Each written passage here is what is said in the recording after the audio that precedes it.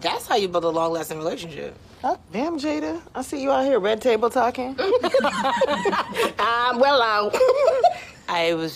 Hey guys, and welcome to Little Black Book. You know what time it is. And we're talking to you guys about Insecure Season 4, Episode 4 once again. We're going to be giving you guys a review around Issa and Molly's relationship. Hey, if you're new to the channel, make sure you like, share, subscribe, click on that bell button for notification of the what? Uploads. And for those of you returnees, you ain't got the minerals. You ain't got the minerals. Alright, hey, if you want to watch like shows like this, Insecure, Boomerang and those kind of shows like that, make sure you click on backworldtube.com. Many of you always ask me where I watch my shows.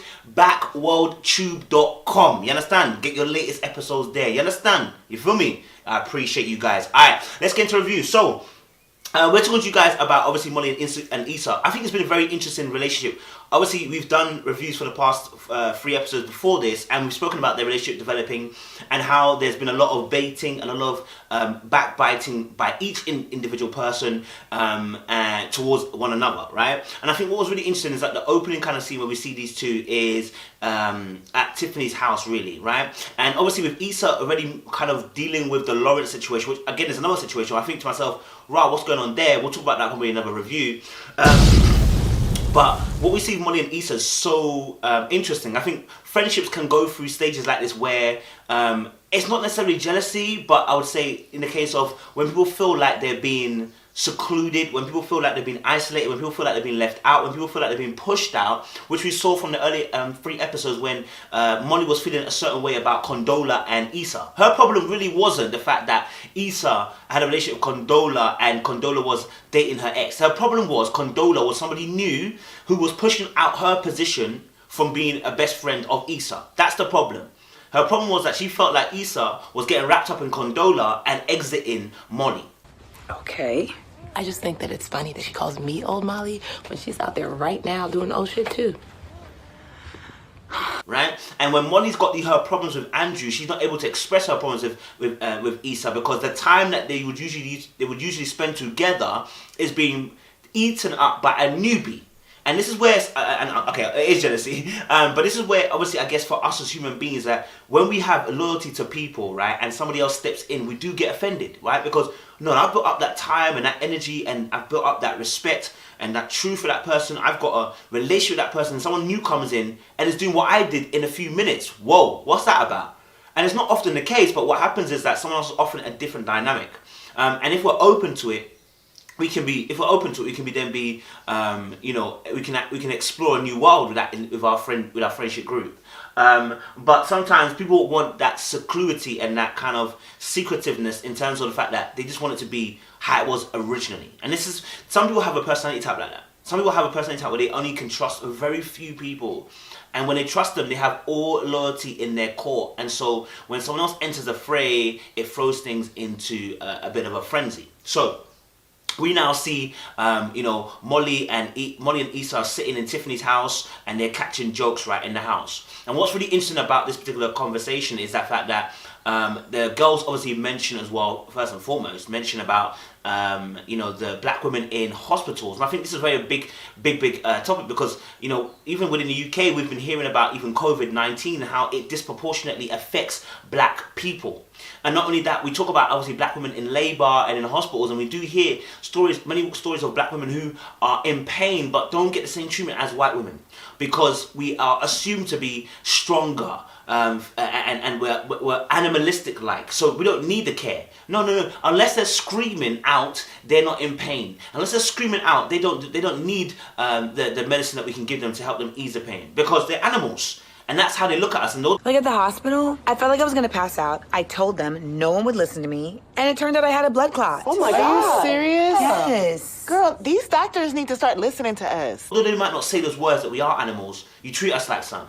Sometimes your actions tell us more about your mindset than actually your words. Yeah, just because you didn't say it, your actions have told us. Where do your actions come from? Your heart, right? And sometimes it's not the full intention, but it shows where the heart is lying, yeah? If you make that distinction. So, the truth of the matter is also, I think, with Molly and Issa as well, their relationship in regards to that, is that we're at a standpoint where tension has risen, right? And And you see, one thing I didn't really like about what Molly did is that, okay, so there was a conversation that was around Molly and Derek, and I absolutely agree. When Issa made a face, I made a face.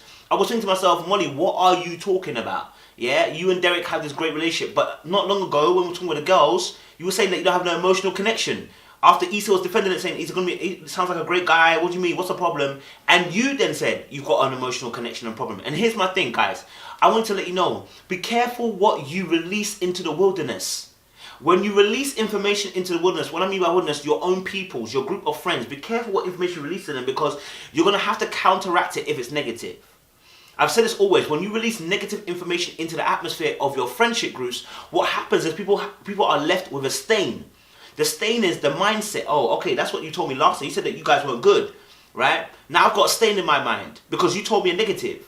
Rather, what you should be doing is filling the negative and the positive, right? Saying, oh no, we're good. Do you know what? He does this, and do you know what? We're working on it. It's a work in progress. And that means that the person can't then go and say, oh, I've got a negative perspective, but rather they've got a working in progress perspective. Yo, he is there for me at any hour. That's how you build a long-lasting relationship. This is very, very key. A lot of times people leave a negative prospect rather than a working in progress prospect, right? And that makes a big difference, because if someone knows that you're working it in progress, it's a work in progress, it means it's not settled, it's not dusted. But if you say something is a negative consistently and it's landed, then that means it's fixed, stated, it's done, right? And I mean, it's laid. The foundation is laid for that. And so what Molly did in the last episode, where she said, obviously, look, we don't have an emotional connection. Everybody remembers that. So now you're telling us, oh, that's why me and Andrew are so great. And then trying to compare it to Derek and Tiffany, who seem like the most amazing couple. It don't make sense. And obviously then, you know, Issa's joke about the fact that, Jada Pinkett, you know, red table talk, da-da-da-da. Let me tell you something. It was it was not an innocent joke. It was a joke. Don't get twisted. It was a joke, yeah? And it wasn't meant to do necessarily any harm. It wasn't meant to do necessarily any harm. Damn, Jada. I see you out here red table talking. It was a good joke. But this joke, as I always tell you, comes from a place of humor and pain. Or truth and pain, I should say. No joke is funny without there being an ounce of truth and an ounce of pain. What's the truth? The truth here is that, she's comparing, obviously Molly to Jada, right? And the fact that she's trying to give advice now, right? But the pain is that she also doesn't have a great relationship with this guy called Andrew, and she's trying to give him advice. That's the pain. Like, do you know what I mean? You're in a situation with your relationship right now, and so that's what makes it funny, right? Because everyone else understands that, the context of the conversation. So when people are making jokes, regardless of whether you're a friend or not, I can understand why Molly got annoyed. Because although you're saying that, oh, it was a joke, yeah, but where did it come from? No, where did it come from? It didn't come out of thin air. You don't make a joke out of context. You make a joke in the context of who the people are, what they're about, what they're doing, and what this conversation we're dealing with is about. That's where the joke came from. It came from a context. Do you understand? And so Molly gets annoyed, and it looks like Molly's just being annoyed at nothing, but actually because Issa knows the situation. That's why she made a joke about, alright, Jada. You know what I'm saying? But at the same time, we can also say that, okay, let's say if they were in a good place, would Molly feel a certain way? No, she wouldn't. Because they're in a good place. Do you understand? But Issa knows they're not in a good place. So making that joke is just piling on pressure. It's piling on, more frustration on Molly's part. Because you know that we're not in a good place. Do you understand? I think also as well, added to that, what Molly did after that was also very, very bad. I thought to myself, you know what, this friendship it could end very badly if they don't be careful, because someone could say something that can't be taken back. In the midst of their anger. So what happened was, obviously then, you know, Molly and obviously Issa said, obviously, look, and she's not even talking to Molly. This is where I've found some frustration with Molly, because the way she cuts with her tone, it's not the first time. We saw that with the pre-block party, her tone again, and talking about your life is messy, da-da-da-da. We saw that in the shopping mall, where she said, obviously, I can't believe your friend's condola, da-da-da-da-da. And now we're seeing it here. It's like, okay, babe, you're chopping and chopping and chopping. How many times do you want to chop, right? Because you've had 2 chances before this now. You're now chopping me on a third. You understand? It's getting a bit much. It's getting personal. And so when, obviously, Issa stands up and talks to Tiffany and says, oi, you know, where do I put this? And Molly answers. Molly, nobody asked you. Tiff, where did these go? You weren't here last week when we decided to go over there by the changing table. You see what I'm saying? See how you're letting your pain now dictate your actions, and it's becoming a place of premeditated trying to hurt somebody. Like, oh, if you were here, you would have known. Well, I wasn't here. That's why I asked. Of course, if I was here, I would have asked. But I wasn't asking you. I was asking Tiffany. You understand? So why have you opened your mouth to talk? See, so you're starting to let your pain dictate how you move. And this is where a lot of relationships can end up, a lot of friendships can end up breaking, because what people are thinking is that we're friends, so why are you dealing with me like this? We're friends, so why are you coming at me like this? We're friends, so why are you using that tone against me? We're friends, why you treat me like a foreigner? And that's what we're getting from Molly, almost in a sense, towards Issa. And we don't want to see that happen. We don't. But that's what friendships can happen. Fast forward again, obviously, as well, to the situation between, I believe, Issa and Molly later on, where, Issa's going through a turbulent time with the fact that her headline has dropped out. And she asks, obviously, Molly, look, can you help me out here? I'm a tight buffer. Now, here's the thing I wasn't rocking it with. Issa knows they're not in a good place. Issa knows they're not in a good place. But when you rang Molly, what did Molly do on the phone? Molly started talking about her life, saying, oh, do you know what? I'm so glad you called. I need to talk to you, right? I need help with this. So Issa, so all you had to do was either listen to Molly on the call there and then, yeah, and then ask for your thing, yeah, ask for your help in terms of Andrew, or you could have said, listen, let's table a time to talk again. I'm thinking, let's say later on this week, and let's have a conversation. We need to air it out, etc., right? And then, and when you set up a tabled appointed time, fantastic. And then all you got to do is then you ask for your thing about Andrew, but you didn't. You basically shoved her thing aside and said, oh yeah, but you know what? The reason why I called is because of this. I needed your help. A lot. I just feel like I'm just juggling so much. Damn, sorry, girl. Well, this will just take a second. My headliner dropped out.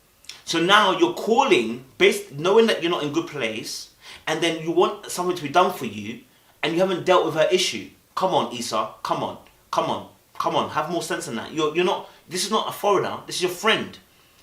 You've got to be sensitive to your friend's issues here. You're always sensitive to the fact that you know already that you've not done the work to repair this relationship. So how are you going to ask somebody such a favour, to ask their partner to help you out? That's not how it works, love. Yeah, and that for me showed a lack of, I don't want to say maturity, but I'll say that showed for me a selfishness on Issa's part. You want help to sort something out that's an emergency, but you won't deal with your friend's issue. Come on now, Issa, that's not how it works. You know that already. And so when we get, obviously, fast forward to the end and we see Molly and Issa talking about the situation, where Molly then says, I didn't tell Andrew about the thing. What does Issa expect? Now, I didn't like the fact that Molly did that, and I don't like her excuse. Her excuse was, oh, well, it's, I have to protect my relationship. That's got nothing to do with protecting your relationship. Molly, don't lie. You see, this is the problem with them two. They refuse to deal with honest emotions, how they feel.